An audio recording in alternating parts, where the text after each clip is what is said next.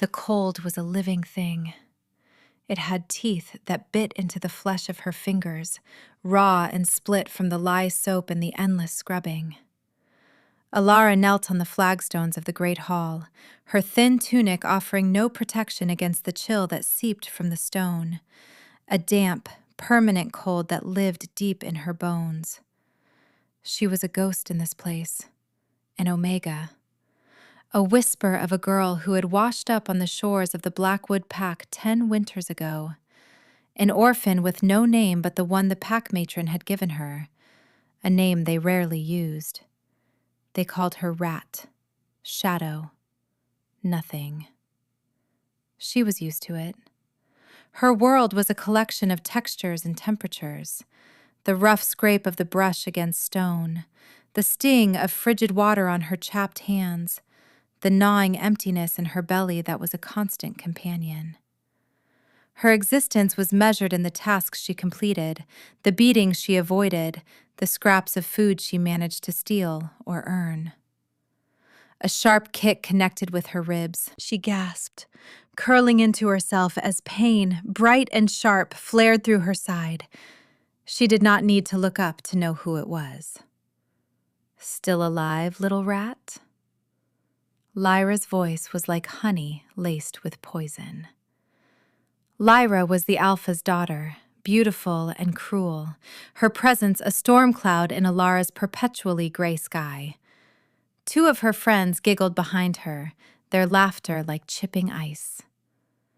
"I told you to be finished an hour ago," Lyra purred, nudging Alara's shoulder with the toe of her fur-lined boot. "Is it really that hard for you to follow a simple order? Or is your mind as weak as your blood?" Alara kept her eyes on the floor. To look at them was to invite more pain. To speak was to give them a weapon. Silence and invisibility were her only shields, flimsy as they were.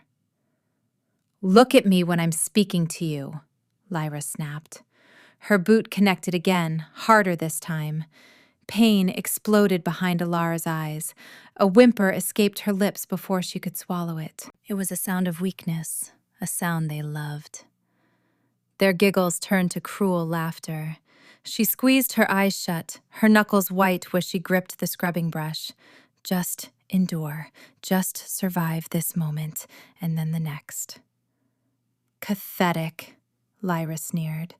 "My father is too soft. If it were up to me, I'd have left you in the snow where you were found." She leaned down, her face close to Alara's ear, her breath warm and smelling of spiced wine. "Tonight, the Alpha of Alphas visits, the king. You are to remain in the scullery. If I so much as see your filthy face, I will personally peel the skin from your back. Do you understand me? Nothing?" Alara managed a tiny, jerky nod. The mention of an Alpha King sent a spike of primal fear through her, a terror all Omegas felt in the presence of overwhelming power. But this was different. This was the king, a being of myth and legend. Lyra straightened up, satisfied. "Good. Now get out of my sight. The stench of you is ruining the hall." She swept away, her friends trailing in her wake like carrion birds, leaving Alara alone with the echoing silence and the blooming agony in her side. She pushed herself up, her body trembling. Every breath was a fresh wave of pain from her bruised ribs, but she did not cry. Tears were a luxury she had learned long ago she could not afford. Instead, a tiny, hard kernel of defiance settled in her chest. She would not break. They could kick her and starve her and call her nothing, but they could not break the part of her that refused to die. She finished the floor, her movements slow and deliberate. She would survive this. She would survive them. It was the only promise she had ever made to herself. Later, in the cramped, damp space of the scullery that served as her room, she huddled under a threadbare blanket, listening to the sounds of the feast in the great hall. Laughter, music, the clatter of plates. It was another world, one she could only observe from the shadows. The Alpha King was here. A shiver that had nothing to do with the cold ran down her spine. The power of a regular alpha was enough to make her want to curl up and disappear. The presence of the supreme leader of all packs, even insulated by stone walls, was a crushing weight on her senses. A sudden commotion at the scullery door made her jump. The pack's alpha, Lyra's father, stood there, his face flushed with wine and irritation. He was a brute of a man, all muscle and temper. He pointed a thick finger at her. "You," he grunted. "The woodpile for the North Tower is almost gone. The king has taken those chambers. Go! Fetch more." Alara stared at him, bewildered. "But Alpha, the storm." The wind was already howling outside, a low, menacing moan that promised a blizzard. No one went into the woods when the wind sang that song. His eyes narrowed. "Are you questioning me, Omega?" The word was a whip crack. "No, Alpha," she whispered, scrambling to her feet, her bruised ribs screaming in protest. Of course, this was not a task. It was a punishment. Lyra must have complained. She had been seen. "Then go, and do not return until the woodshed by the tower is full." He turned and left, slamming the door behind him. The finality of the sound was like a death sentence. She pulled on a cloak that was little more than patched rags and slipped out a side door. The wind hit her like a physical blow, stealing her breath and driving needles of ice into her exposed skin. The snow was already thick, swirling in blinding sheets that reduced the world to a churning vortex of white and gray. The woodshed was a long, terrifying walk away, at the edge of the forest that bordered the keep. Each step was a battle. The wind sliced like claws, and the snow quickly soaked through her worn boots, turning her feet into blocks of ice. Fear was a cold knot in her stomach, tighter and more painful than the hunger. She was a fool. She was going to die out here. No one would even look for her. They would find her in the spring, a lump of frozen bones, and they would be annoyed they had to dispose of it. The thought was so bleak, so certain, that it almost made her stop. But the tiny, stubborn kernel of defiance flared. No. She would not give them the satisfaction. She would fill the woodshed. She would walk back into that keep. She would live. She reached the main woodpile, a small mountain of logs near the edge of the forest. Her fingers were numb, clumsy as she began to load logs into a heavy canvas sling. The wood was rough, scraping against her frozen skin, but she barely felt it. All she felt was the cold, a deep, invasive enemy that was steadily winning the war for her life. Section dash. With the sling half full, all she could manage to carry, she turned back toward the faint, distant light of the keep. But the world was a white chaos. The path was gone. Her tracks were gone. Panic, cold and sharp, pierced through the numb fog of the cold. Which way was it? She took a few steps, then a few more, her heart hammering against her ribs. The keep's lights had vanished, swallowed by the swirling snow. She was lost. She stumbled on, calling out, her voice immediately ripped away by the gale. The weight of the wood dragged at her, but she refused to drop it. It was her task. It was her purpose. To let it go felt like letting go of life itself. Her foot caught on an unseen root and she pitched forward. She fell, not onto the soft cushion of deep snow, but onto something hard. The world tilted violently. There was a loud crack, a spiderweb of black lines spreading beneath her, and then nothing but an explosion of unbearable, shocking cold. The ice on the hidden creek had given way. The water was a black, liquid death. It closed over her head, stealing the air from her lungs in a single, brutal gasp. The weight of the logs dragged her down, a merciless anchor pulling her into the abyss. Paragraph. This is it, she thought, a strange sense of calm washing over her. This is the end. The darkness was absolute, the cold so profound it felt like burning. Her lungs screamed for air. Her limbs were heavy, useless. She was sinking. Just as her consciousness began to fray, something snagged the back of her cloak. It was not a branch. It was a grip of impossible strength. She was hauled upward, breaking the surface with a desperate, sputtering cough. Air, blessed and freezing, filled her lungs. She was dragged from the water and onto the snowy bank. She lay there, shaking uncontrollably, her body a single massive tremor. She could not see. Her vision was a dark, blurry mess. She was dying. She knew it. A presence loomed over her. It was huge, a mountain of heat in the frozen world. A low growl, deeper than thunder, rumbled in the air around her. It was the sound of ultimate authority, of pure, undiluted power. An alpha. The fear was so intense it was a physical agony, worse than the cold. She flinched, trying to scramble away, but her limbs would not obey. A hand, large enough to encircle her head, touched her face. It was rough with calluses, but radiated a heat that was almost painful. It was the first gentle touch she had felt in a decade. "Hold still," a voice commanded. It was not a shout. It was deep, quiet, and absolute. It vibrated through her skull, settling in her bones. It was the voice of the Alpha from her nightmares, the voice of the king. And yet, it did not make her flinch.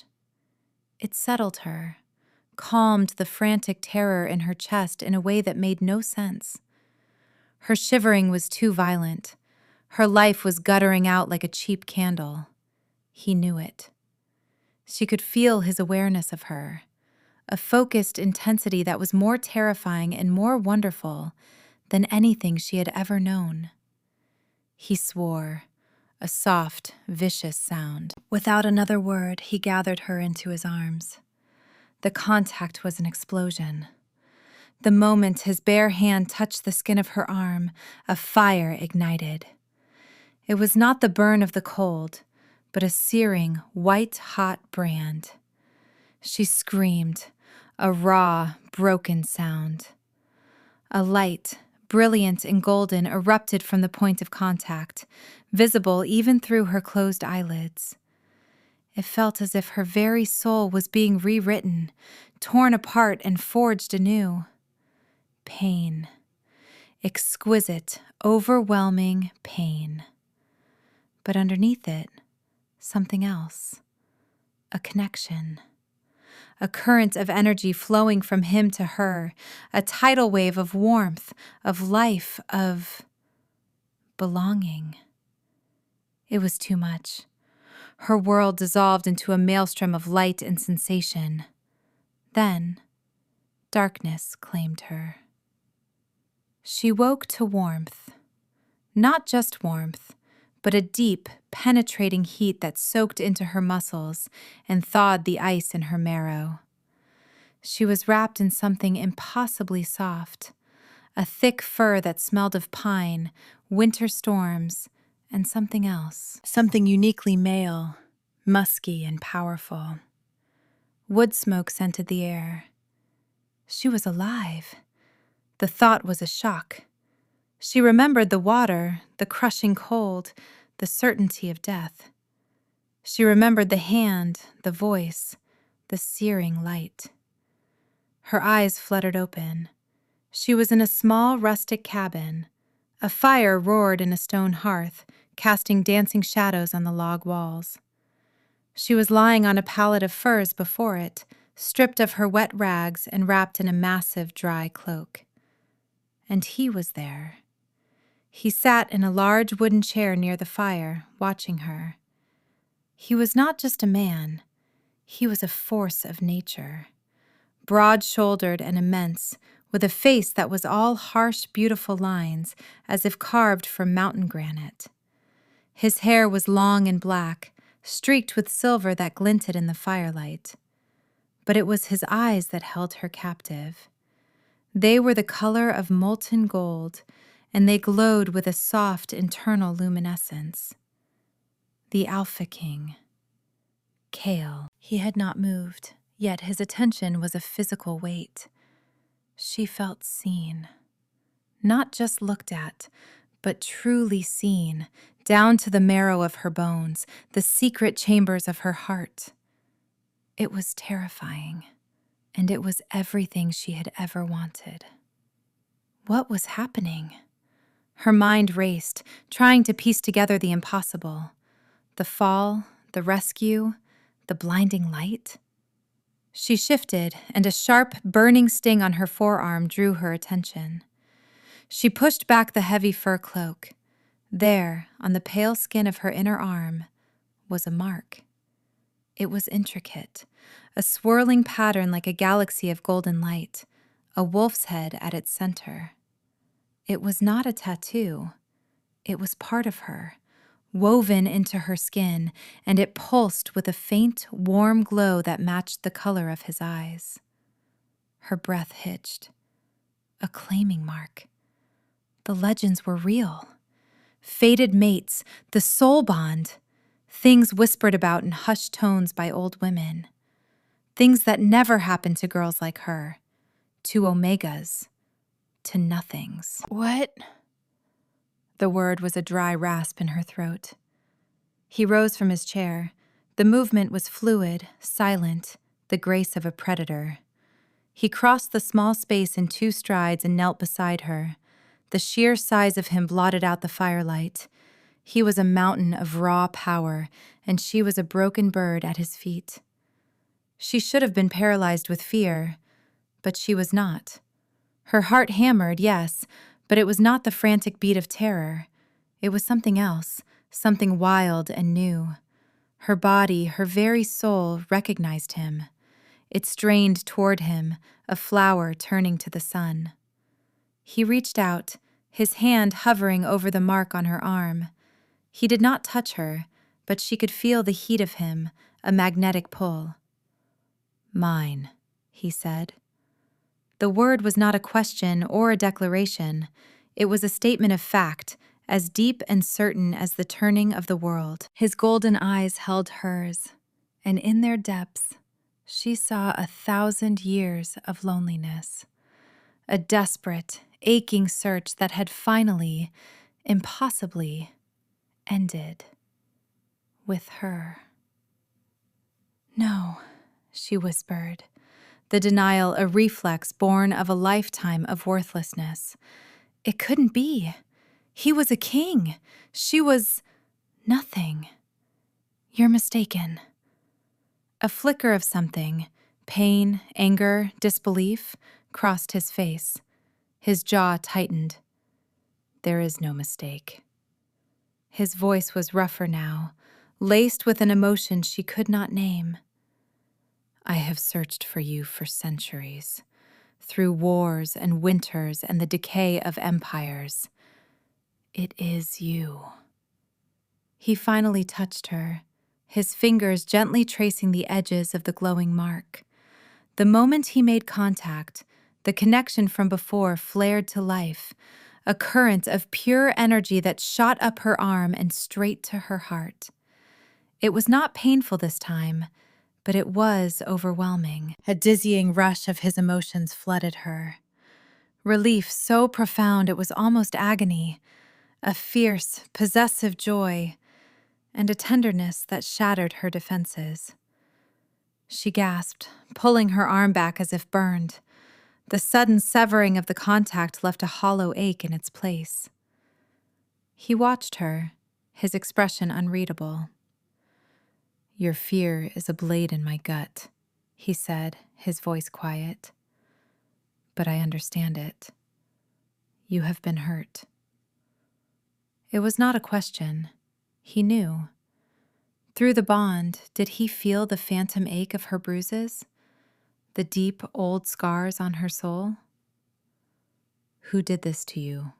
He asked, his voice dropping to a low, dangerous growl. The golden light in his eyes intensified, swirling like a storm. The bruises on your ribs, the fear in your scent. She flinched, wrapping her arms around herself. It was nothing. It was not nothing, he countered, the words sharp as flint. Tell me his name. She shook her head, terrified.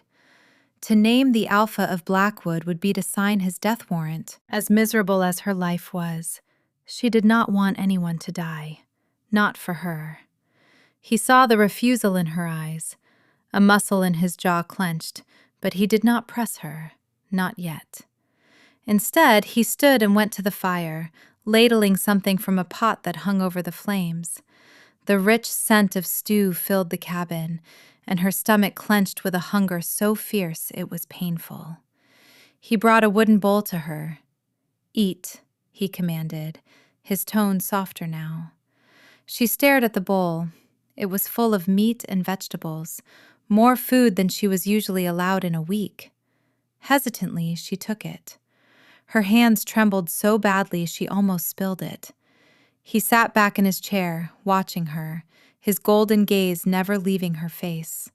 She ate. Each spoonful was an agony of pleasure. It was delicious, and the warmth spread through her, chasing away the last of the deep chill. She ate until the bowl was empty, and she felt a blush of shame at her own desperation. She had devoured it like a starving animal, because she was one. When she was done, she dared to look at him again. The hard lines of his face had softened slightly. My name is Cale, he said. I know, she whispered. And what is yours? She hesitated. The name they gave her felt like a brand of servitude, but it was the only one she had. Alara. Alara, he repeated, and the way he said it, it was not the flat, dismissive tone she was used to. He said it as if it were a prayer, a poem, a name of power and beauty. In his voice, her name sounded like a queen's. A dizzying, terrifying hope began to bloom in the barren wasteland of her heart. What if this was real? What if she was not nothing? What if she was his? The thought was too big, too bright. It hurt to even consider. I need to go back, she said, the words tumbling out before she could stop them. I have tasks. The excuse sounded feeble and absurd even to her own ears. Cale's expression darkened. You will never go back to them.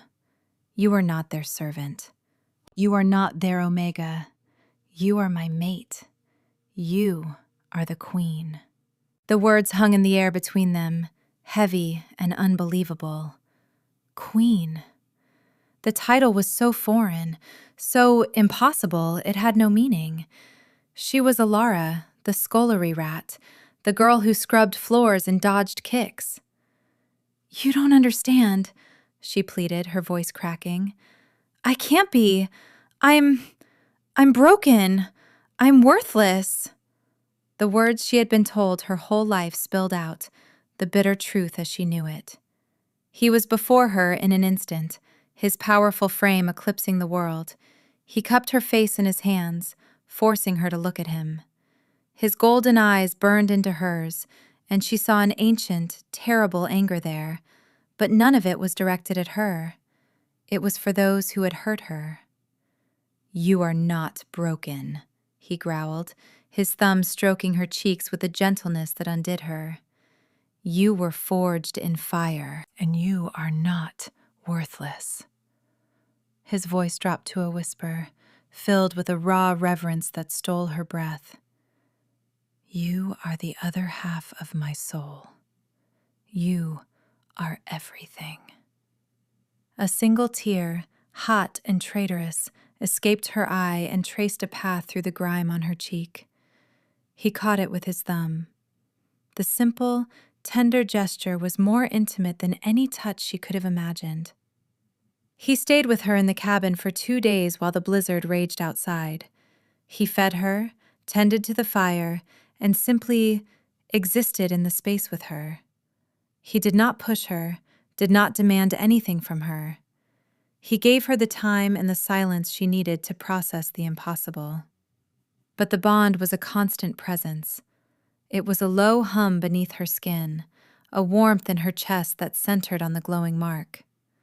Through it, she felt flickers of his emotions, his patience, which was as vast and deep as a forest, his protectiveness, a fierce, burning shield around her, and his loneliness, a vast, echoing chasm of centuries spent waiting.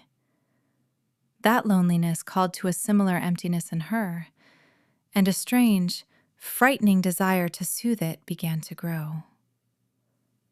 On the third morning, the wind died down. The sun shone, bright and blinding, on a world buried in white. "It is time," Cale said. His voice was gentle, but the finality was there. "We will go to the keep. You will gather what you wish to take, and then I will take you home." Home. The word was a foreign concept. The Blackwood Keep was the only place she had ever known, but it was a prison, not a home. Could she really have a home with him? The hope was a painful, fragile thing. "They will not let me go," she said, her voice small. "The Alpha—" "He has no choice," Cale said, and the gold in his eyes flashed like lightning. "You are mine. He will yield, or he will be removed." The casual, absolute power in his voice was terrifying. He could unmake her entire world with a word. And he would. For her. The thought was both petrifying and exhilarating. He gave her a new set of clothes he had in his travel pack. They were men's clothes, a soft linen shirt and thick woolen trousers, but they were warm and clean and fit her better than any of her old rags. Dressed, she felt less like a wraith and more like a person. The walk back to the keep was surreal. The world was pristine and silent, blanketed in feet of fresh snow. Cale walked beside her, his large frame a comforting bulwark against the lingering chill. He did not hold her hand, but she felt his presence like a cloak around her shoulders. When the keep came into view, a familiar dread coiled in her stomach. It looked like a prison. It had always been a prison. The guards at the gate saw Cale and immediately dropped to one knee, their heads bowed. They did not even glance at her. The power he commanded was absolute. He strode into the great hall as if he owned it, which, in a way, he did. Alara trailed in his wake, feeling small and exposed. The pack members who were milling about stopped and stared. Their eyes went from the magnificent, terrifying Alpha King to the scullery rat trotting at his heels. Whispers erupted. Alpha Borin, Lyra's father, came rushing forward, his face a mask of anxious servility. "Your Majesty, we thought you lost to the storm. We were preparing a search party." Cale did not even look at him. His golden eyes scanned the crowd, and his voice boomed through the hall, laced with an authority that made the very stones tremble. "Where is Lyra?"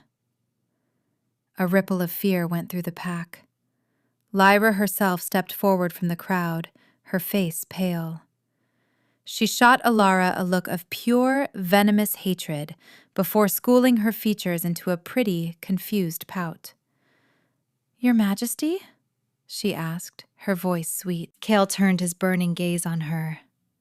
"This Omega," he said, his voice dangerously soft as he placed a hand on Alara's shoulder, the touch both a comfort and a claim.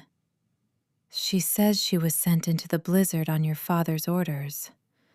Is that because you complained she was in your sight?"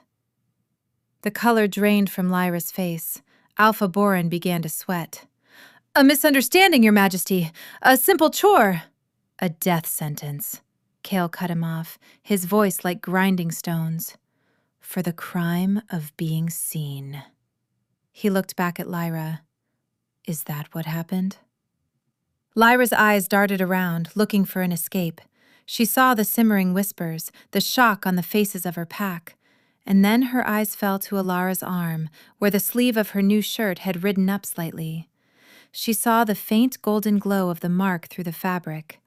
Recognition dawned in her eyes, and with it, a flash of pure, unadulterated greed and cunning. Her fear vanished, replaced by a chillingly triumphant smirk that she quickly hid. She had not just seen a claiming mark. She had seen an opportunity. "Yes, Your Majesty," Lyra said, her voice dripping with false remorse as she dropped into a low curtsy. "I was cruel. I was jealous of her resilience. I humbly beg your forgiveness, and hers." The sudden capitulation was jarring. Alara stared at her, confused. This was not Lyra. This was a performance. Kale watched her, his eyes narrowed. He was not fooled. But he let it go, for now. His focus was on Alara. "It does not matter," he said, his voice softening as he looked down at her. "Go. Gather your things. We are leaving." Alara nodded numbly and turned to go to the scullery. As she walked away, she felt Lyra's eyes on her back. It was not the familiar gaze of contempt. It was the look of a wolf assessing a prize sheep.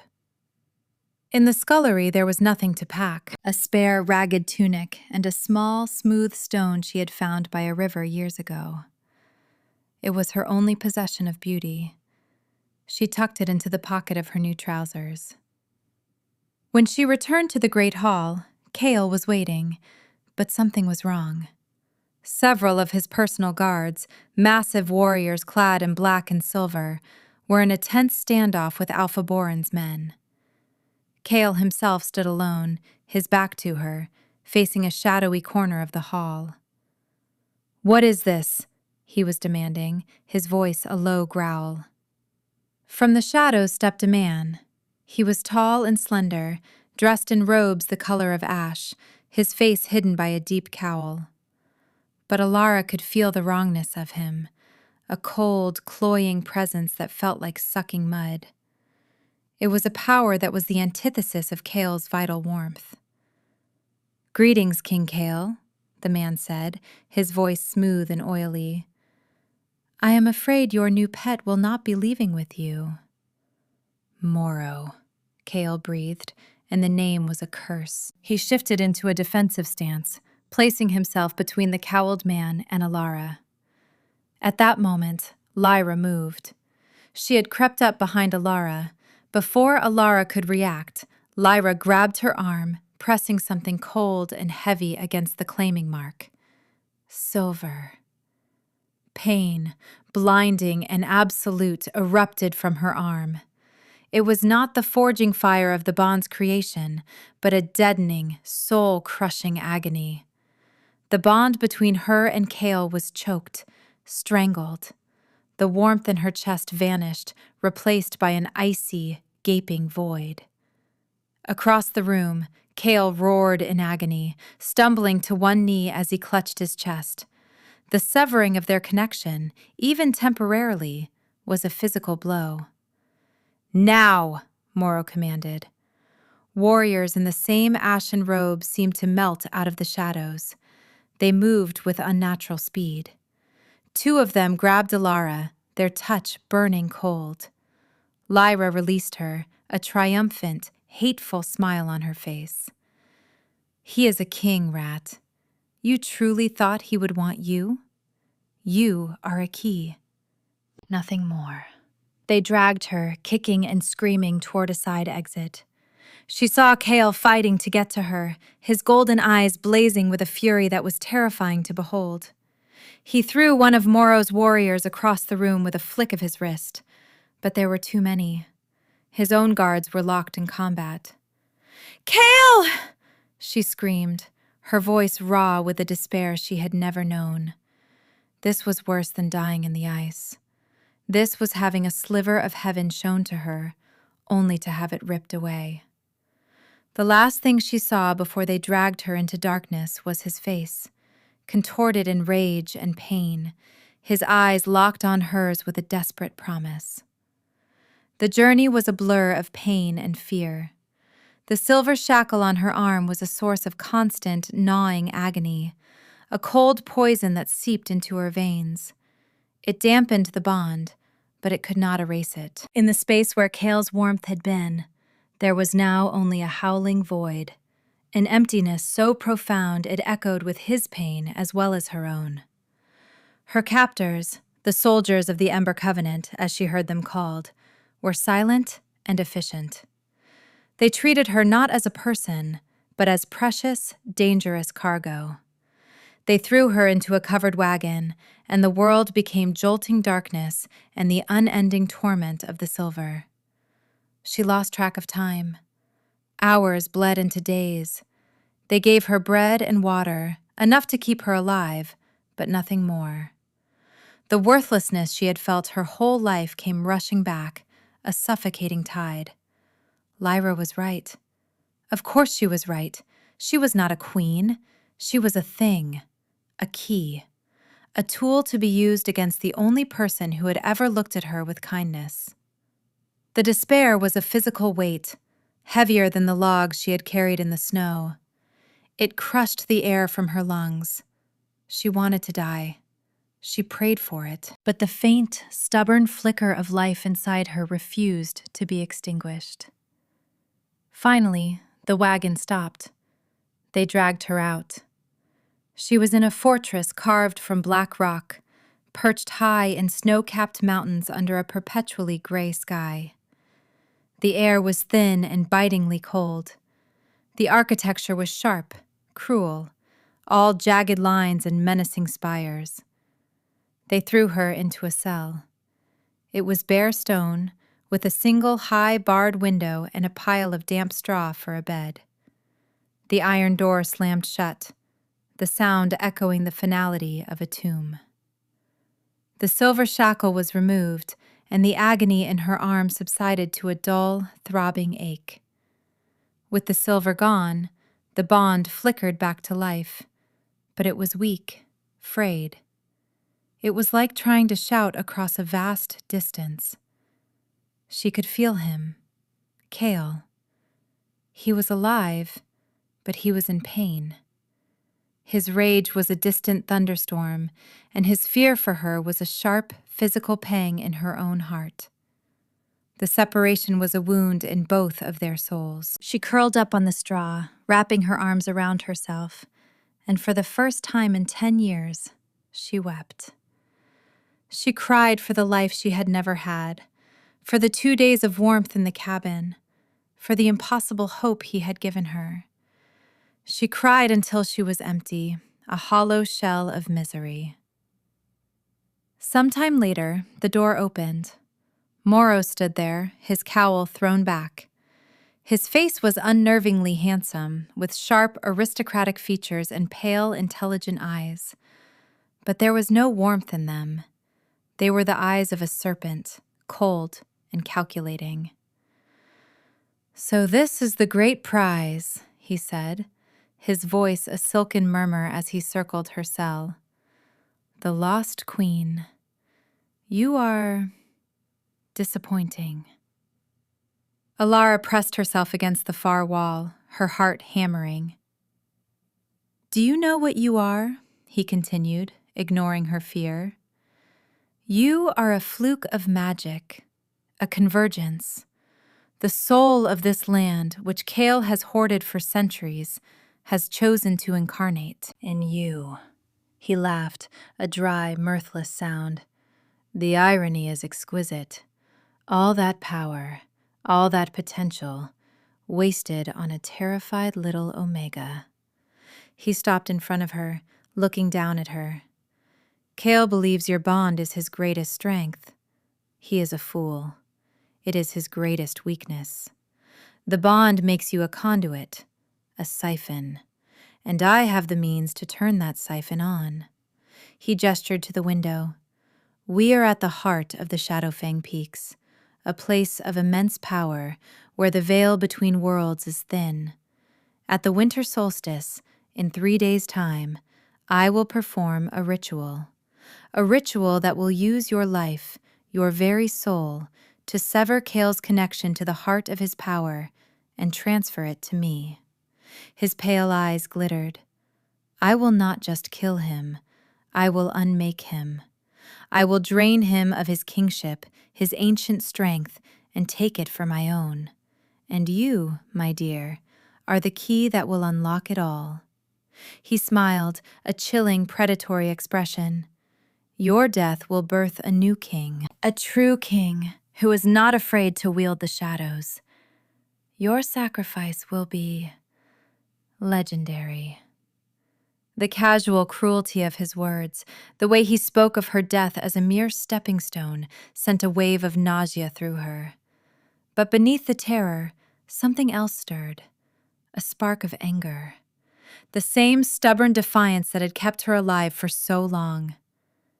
He will come for me, she whispered, the words tasting of both prayer and threat.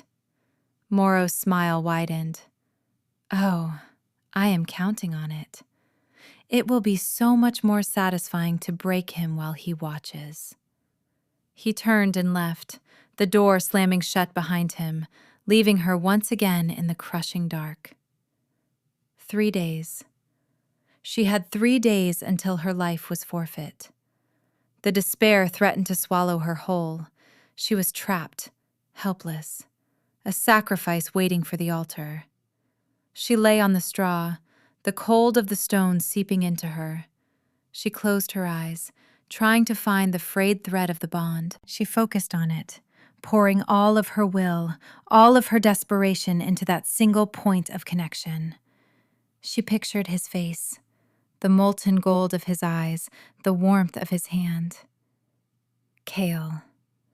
The name was not a sound but a thought, a desperate plea sent into the void. For a long time there was nothing, only the echoing emptiness. She was about to give up, to let the darkness take her, when a whisper answered. It was not a voice in her ears, but a thought in her own mind, a warmth that was not hers. Alara. She gasped, her eyes flying open. His presence, faint and distant, was there. It was like seeing a single star through a thick bank of clouds.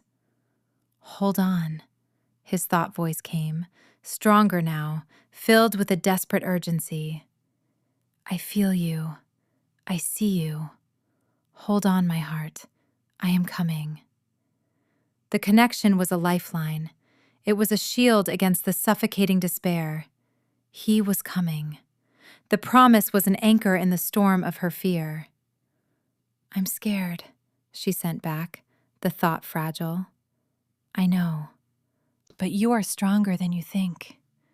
You are the fire in the ice.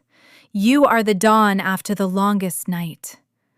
Do not let him extinguish you. The strength in his words flowed into her, a current of warmth and courage. He believed in her. Even now, when she was at her lowest, he saw something in her that she could not see in herself. She would not be a sacrifice. She would not be his key. She would live. She would hold on. The next 2 days were a battle of wills. Morrow's guards left her alone, but the oppressive atmosphere of the fortress was a constant assault. The very stones seemed to radiate a cold, dark energy. But Alara clung to the bond. She clung to Kale's voice in her mind, his unwavering promise. On the 3rd day, the day of the solstice, they came for her. They dragged her from her cell and up a winding stone staircase. The air grew colder, and the wind howled with a new ferocity. They emerged onto the highest tower of the fortress, an open platform of black stone exposed to the raging blizzard. In the center of the platform, runes were carved into the stone, glowing with a sickly purple light. Moro stood beside them, his arms raised to the stormy sky, his voice chanting in a language that made her blood run cold. They forced her to her knees in the center of the circle. The cold of the stone was absolute, a final, fatal chill. The wind whipped her hair and clothes, trying to rip her from the mountain. This was it. This was the end. "Kale, I'm sorry," she thought, a tear freezing on her cheek. "Do not apologize," his voice answered, and it was no longer a distant whisper. It was close. It was here. Look up. As Moro's chant reached a crescendo, a sound shattered the air, louder than the wind. It was a howl of pure, primal rage and kingly authority. It was a promise of vengeance. From the swirling chaos of the blizzard, a shape emerged, a colossal wolf, larger than any horse, its fur the color of midnight and its eyes burning gold. It slammed into the side of the tower and stone exploded inward. Kale, in his war form, had arrived. Behind him, dozens more warriors followed, his personal guard, their silver armor gleaming against the snow. The battle began in an instant, a whirlwind of flashing claws and ringing steel. Moro turned from the ritual, his face a mask of fury. "You are too late, old wolf," he screamed over the din. He raised a black, jagged dagger. "Her death will still give me your power." He lunged toward Alara. She squeezed her eyes shut, bracing for the end. But the blow never came. Kale, shifting back to his human form in a blur of motion, was suddenly there, his arm catching Moro's wrist. The dagger was inches from her heart. "You will not touch her," Kale snarled, his voice a guttural rumble. The two kings, the Alpha of Light and the Alpha of Shadow, collided. Their power erupted, shaking the tower to its foundations. Kale was stronger, faster, but Moro fought with a desperate, treacherous cunning, using dark magic that sizzled and spat. Alara could only watch, helpless, as they fought for her life, for the future of their world. Kale's warriors were battling the Ember Covenant all around the platform, a chaotic dance of life and death. Kale was driving Moro back, his fury giving him incredible strength. But Moro was slippery. He fainted, and as Kale pressed his advantage, one of Moro's lieutenants, who had been lying in wait, drove a black-bladed spear into Kale's side. Kale roared in pain, staggering back. The blade was poisoned with dark magic.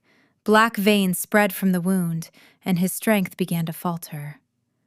He fell to one knee, his golden eyes dimming. Moro laughed, a triumphant, ugly sound. "You see? Your love does not make you strong. It makes you reckless." He raised his dagger high for the final blow. Seeing Kale fall, seeing the light in his eyes begin to fade, something inside Alara did not just break. It detonated. The lifetime of pain, of being called worthless, of being invisible and abused, coalesced with the fierce, protective love she felt for the man who had seen her, who had called her his queen. The grief and the rage were a tidal wave, and they shattered the final dam holding back the power inside her. "No!" The word was not a scream. It was a shockwave. A wave of pure, incandescent light erupted from her, warm and brilliant as the heart of a star. It was not a fire that burned. It was a light that purified.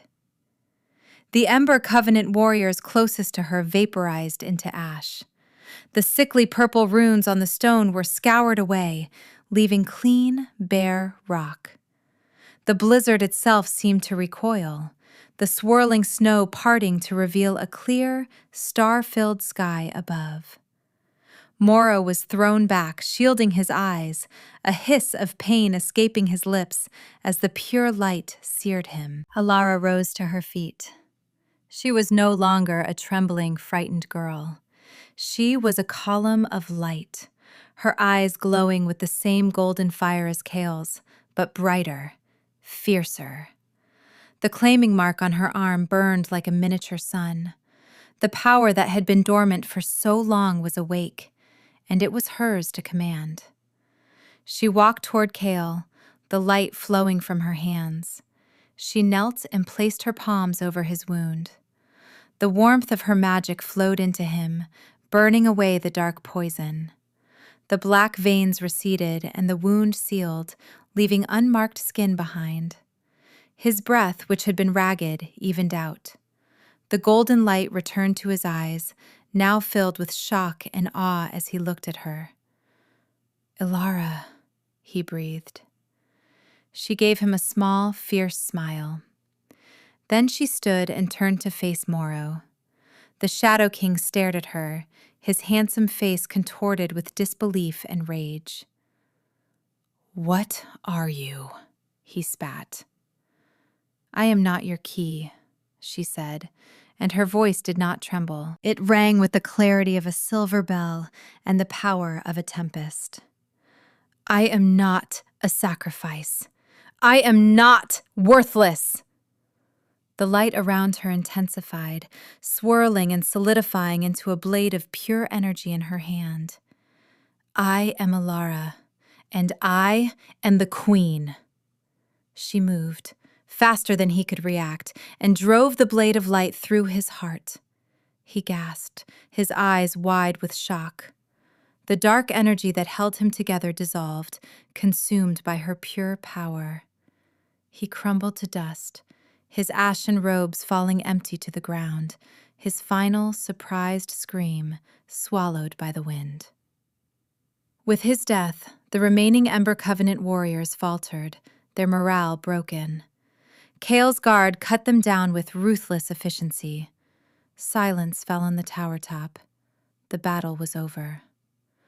The light receded from Alara, the sword in her hand dissolving into motes of gold. The immense power left her feeling drained but vibrantly alive. She swayed on her feet, exhausted. Kale was there in an instant, his strong arms catching her, holding her tight against his chest. He buried his face in her hair, his whole body trembling with the aftermath of battle and raw, overwhelming emotion. "You're safe," he murmured, his voice thick. "I have you." She leaned against him, her strength spent, and simply breathed in his scent. Pine, winter storm, and home. "You were hurt," she whispered into his tunic. He pulled back just enough to look at her, his golden eyes blazing with an emotion so intense it made her heart ache. It was love, adoration, reverence. "You healed me. Alara, your power. I have never seen anything like it." "I didn't know," she confessed. "It was sleeping." "It woke to save me," he said, his voice filled with wonder. He cupped her face, his gaze searching hers. "You are not the other half of my soul. You are the soul itself, the light I have been searching for in the darkness." She looked at him, at this ancient, powerful king who looked at her as if she were the most precious thing in the universe. The last vestiges of her self-doubt, the deeply ingrained belief in her own worthlessness, finally crumbled and blew away on the mountain wind.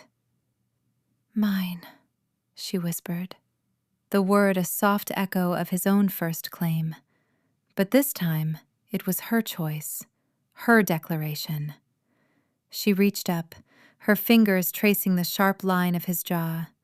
She claimed him, just as he had claimed her. As she did, the bond between them flared, brighter and stronger than ever before. The mark on her arm blazed with golden light, and as she watched, a corresponding mark, a mirror image of her own, burned itself into existence over his heart, glowing through the fabric of his shirt. The connection was no longer a one-way current.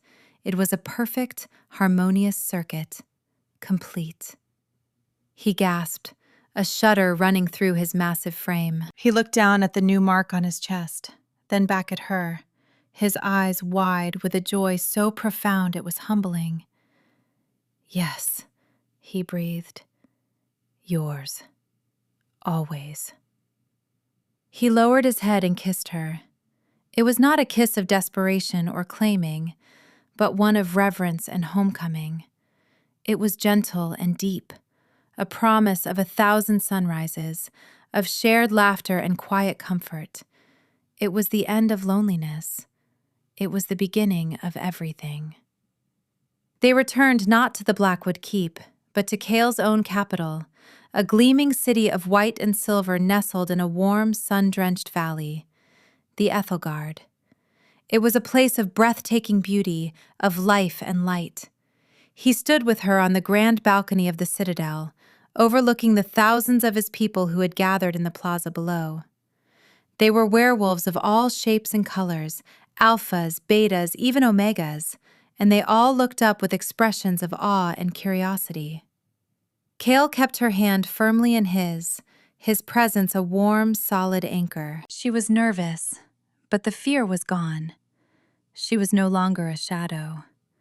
His voice, amplified by a touch of magic, rang out over the city. "People of the Ethelgard! For centuries, our throne has been occupied by one.